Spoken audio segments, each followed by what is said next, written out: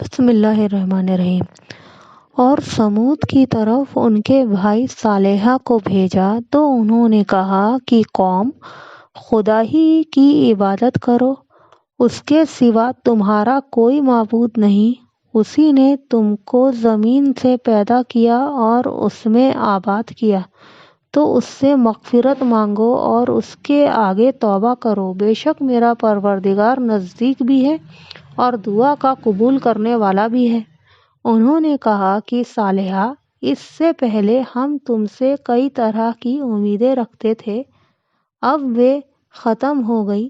کیا تم ہم کو ان چیزوں کو پوجنے سے منع کرتے ہو جن کو ہمارے بزرگ پوجتے آئے ہیں؟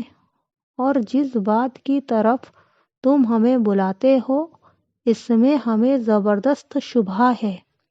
صالح نے کہا، قوم، بھلا دیکھو تو اگر میں اپنے پروردگار کی طرف سے کھلی دلیل پر ہوں اور اس نے مجھے اپنے یہاں سے نبوت کی نعمت بخشی ہو تو اگر میں خدا کی نافرمانی کروں تو اس کے سامنے میری مدد کرے گا۔ تم تو کفر کی باتوں سے میرا نقصان کرتے ہو۔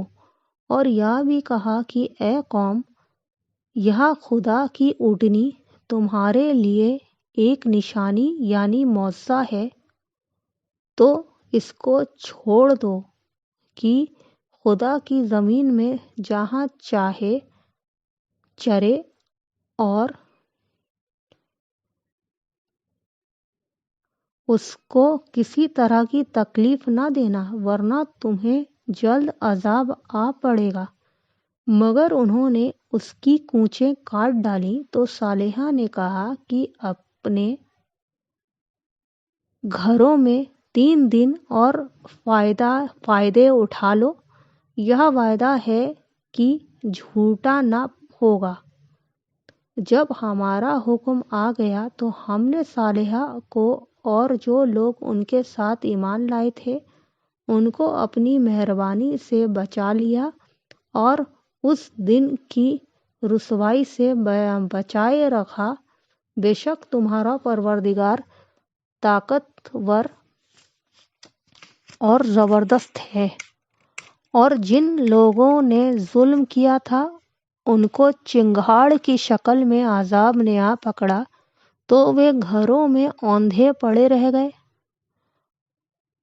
گویا کبھی ان میں بسے ہی نہ تھے۔ سن رکھو کہ سمود نے اپنے پروردگار سے کفر کیا، اور سن رکھو سمود پر پھٹکار ہے۔ اور ہمارے فرشتے ابراہیم کے پاس خوشخبری لے کر آئے تو سلام کہا۔